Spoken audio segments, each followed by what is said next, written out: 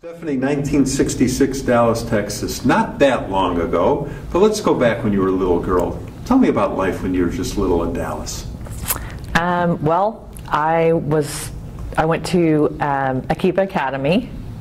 I believe I was 4 and 6 years old, graduated from there. I only went there until I graduated from kindergarten. I had a big graduation. Went to the JCC for swimming lessons and basically hung out with my little big Jewish family. Tell me about your folks. What did your dad do for a living? Well, he managed a store called Sterling Jewelry Distributing Company Incorporated, which was a chain of stores owned by our relatives, his sister Frances Donsky and Irvin Donsky, and he managed and designed jewelry and did an unbelievable job with the store downtown Dallas for many, many years. What about your mom? What did your mom do? She was a stay-at-home mom when we were young. She was really involved in the B'nai B'rith, and she did things like bowling, and then she decided to get into real estate when I was a teenager, and she went with one of the smaller outfits for a few years, and then she was asked to join Ebby Halliday until she became sick and moved on. Grandparents, do you remember your grandparents at all? My grandmother, Zelda Cohen, yes, I remember her. She actually made it to my wedding in 1988, wearing her little blue coat in August in the heat. Not quite with the program, but yes, I did have some fond memories of her. Yes. Do you remember what your grandfather did for a living? My father's father, Abe Cohen, was, I believe he had a shop. I think he had a shoe store. I don't really know that much about it. I know that my grandmother had like a consignment store, but I believe they were fairly successful at what they did. And that was here in Dallas? No, that was actually in like St. Joe, Missouri, and somewhere, you know, in that area. So was your dad born in Missouri? He was, yes. Okay. And what was the reason that your dad came to Dallas? Because Frances and Irvin were building their business, and he decided to come down and check it out. I think it took him a little while before he actually went to work for them, but he did. He came down here to be with the family. Where'd you go to high school? I went to J.J. Pearce. Okay. What did you guys do for fun? There were jungle parties in the little wooden areas up in Frankfort and Coit Road when that was a grassy area. Yeah, we were a bit naughty. We did a lot of parties outside. But I did join BBYO, and I did that for a little while. And my favorite thing was USY, the United Synagogue Youth Organization out of Sherith, Israel.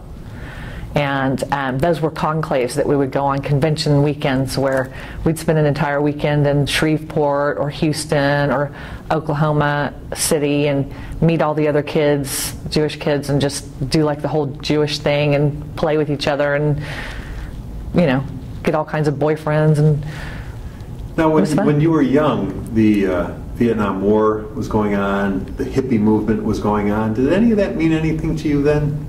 No, I can't say it did. My sister and my brother are 10 years older than me, so I did watch them wear the flared pants and the wild tops, and they were very popular, my sister and brother. Yeah. Very good looking, very popular, and always on the trend, and so I did watch that happen. And then I have a sister that's 1 year older than me, so she wasn't really in the hippie movement either. She was with me. Do you remember where you were when Elvis passed away? I do. When Elvis died, I remember being at home. Yeah. I was 11. Yeah. I was at home, and it was announced on the television, and I was sitting there, and I remember just standing in front of the TV and just looking at it going, this isn't real. This isn't happening. Yeah. Very strange. Now, after high school, did you go to work or did you go to college? I went to college. I went to a couple of colleges. I went to Arizona State University, and my father decided that we were coming back to Texas, both my sister and I, because we were both in Arizona at different schools. And so we came back, and I met who was going to become my husband that summer, and ended up going to Stephen F. Austin State University. With him, we were engaged, and we went to college together. And then where'd you guys settle down? We settled down, well, when we married, which was 2 years later, we settled down. We moved to Arizona. We lived there for a while. We bought a business, and and we lived there for a while until my mother became sick about 3-4 years in, and we decided to come back here. Yeah. Okay. And what did you get into when you were here? When I was young, I really didn't work that much. I was more into my community and just friends and having my son at the Jewish Community Center, and I was a part-time worker and stay-at-home mom mainly when I was young. But then when I was a little bit older and I became single for a while, I did have a career in the cosmetic industry, and I did trainings, and I was a representative for a company called Fresh, and I took that from being a small bath company in their cosmetic line to being a trainer, training territories at Neiman Marcus and Saks Fifth Avenue, and I did that for a while, and I also was a recruiter. But most recently, at the age of 41, I sat down to make a piece of jewelry after designing something in my head, and ended up opening my own store and becoming a jewelry designer. Well, tell us about that. Go on. I watched, years and years and years of looking at the catalogs of jewelry and the sterling jewelry cases filled with jewelry, and just being so mesmerized by it, and watching my father design, and how he'd wake up in the middle of the night and he'd have some crazy design that he'd have to draw and go make. And then one day I made this bracelet because I was intrigued by a piece of jewelry that I had. I wanted to make something different, and so I did that. And within 2 months of making that bracelet, I was planning to open my own store with my own designs. I had done a few shows with my jewelry, and it was very successful, so I decided to take it to the level that I had always dreamed of. And I opened up inside the shops at Willow Bend, and soon after that I became a branded partner with Swarovski Elements, where you send in your designs and then they accept you or they don't accept you as a designer of their brand. And so that's where I am now. I actually built an unbelievable clientele while in the mall, and I've taken it out of the mall, and now I have my own studio that's like a little store. You can come shopping, and people come and order everything from crystallized boots, jewelry, boot jewelry, cell phone covers. I do Jewish logo cell phone covers. I do all kinds of things. Now, with your dad's background, how proud is he of you? He came and helped me open the store. And he was so intrigued. He would literally get on the phone and call my clients that had already come shopping while I was standing there making jewelry in the store, and he would say, "You've got to come right now and see what she's doing. This is the most unbelievable thing I've ever seen." And I'd be like, "Yeah, right, Dad." And he'd be like, "No, really, it truly is." And there were times when people would, like, in the neighborhood or around the corner, and they would come walking in like 10 minutes later. We couldn't believe it. But yeah, he helped me build what I have now. Was your dad in the service? He actually was in Korea. He was the cook. Okay. In Korea. In Korea. Did he ever have any war stories for you guys? Did he ever come home and tell anything? Oh yeah, he did.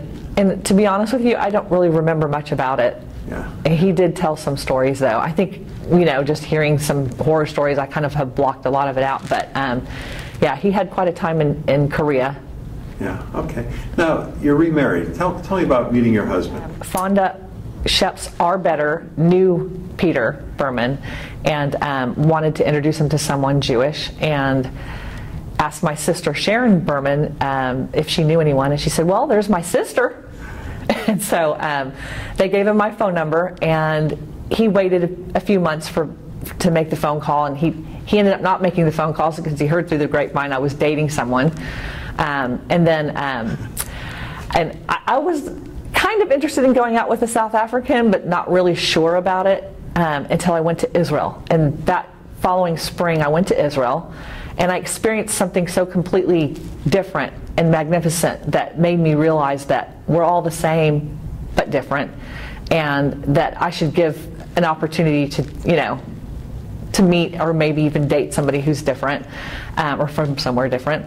And that following summer, just a few months later, I was with my sister on the July 4th weekend, and we were going out to see Fonda on her boat, where Peter had a boat also right next to hers on the same pier, and that's how they knew each other. And so we were getting in the car that night, and I said jokingly, "Wouldn't that be funny if that guy Peter Berman was there?" Well, lo and behold, he was there, and Sharon and Fonda still introduced us. And we never had to go on that blind date, which neither one of us really wanted to do. Right. And at that very moment when we both saw each other, that was it. We had an absolute blast. We watched the fireworks, and ended up giving me a call that week, and that was it. We got married 7 months later. You have your son, and he has 2 children. Yes. And how does that work together as this new family with the 3 kids? When they all met, it was a love affair. I mean, immediately I loved the kids. Immediately they loved me back. It was just, I don't know, it was just something that was just so comfortable and so amazing. The kids just felt like, wow, you know what, we've been through divorce, and it would be really nice to have other kids around that I can relate to, and they really took to each other. And what does your husband do? He's an electrical contractor for commercial buildings. Do you have an involvement with the Jewish community today? I can't say that I'm heavily involved in the Jewish community. I just have a lot of Jewish friends, and we go to Shabbat dinners, and we go to services on Friday nights, and I can't say I go as much as my husband goes, but I do go. Yeah. This is a Shabbat Mogen David cup that my mother used and served when I was growing up, and we have a whole set of it. My sister Amy now has the set, and as a matter of fact, we're doing Shabbat dinner, and we will be using these cups. Oh, that's great. That's great. Your mom was such a sweet lady. Was there something that came along that you said wow to, though, that... In my lifetime? Oh, yeah. I'm a big wower. I love wows. When the internet hit, wow. I remember my sister Amy, where she was getting married to a guy, Scott Goldstein, and he ended up very ill with brain cancer right before they got married, and the internet had just hit, and so we had a computer, and I didn't really understand all of the things that were going on the internet, and I remember sitting down and typing in astroblastoma, the type of cancer he had, and reading about it and how it was a terminal illness, and it just killed me. But I just kept reading and reading and reading, and I still do it. The internet really made a huge impact on me. My sister Amy is remarried, and she married his brother. Interesting. Yes. And so they're together, and they actually went to the St. Jude's raffle, you know, where they give away a house every year in Frisco. It was probably about 6 years ago. They won the house. Wow. Yeah. And Rabbi Block from Chabad said, the only reason why you won that house is because you belong to my shul. But yeah, they won that house. In your lifetime, there's been a lot of momentous occasions. Is there something, you know, the moon landing when you were a little girl in '69, something good? The tragedy of 9/11, Princess Diana, that killed me. When somebody walked up, I was sitting at a restaurant, my Jewish girlfriend and I were sitting there, and the guy walks up to take our order, and he goes, Princess Diana just passed away. And we just looked at each other. Me and my friend looked at each other, looked back at him and said, what's the punchline? And he was like, there's no punchline. This is real. And then they turned on the TV, and we saw that we couldn't believe it.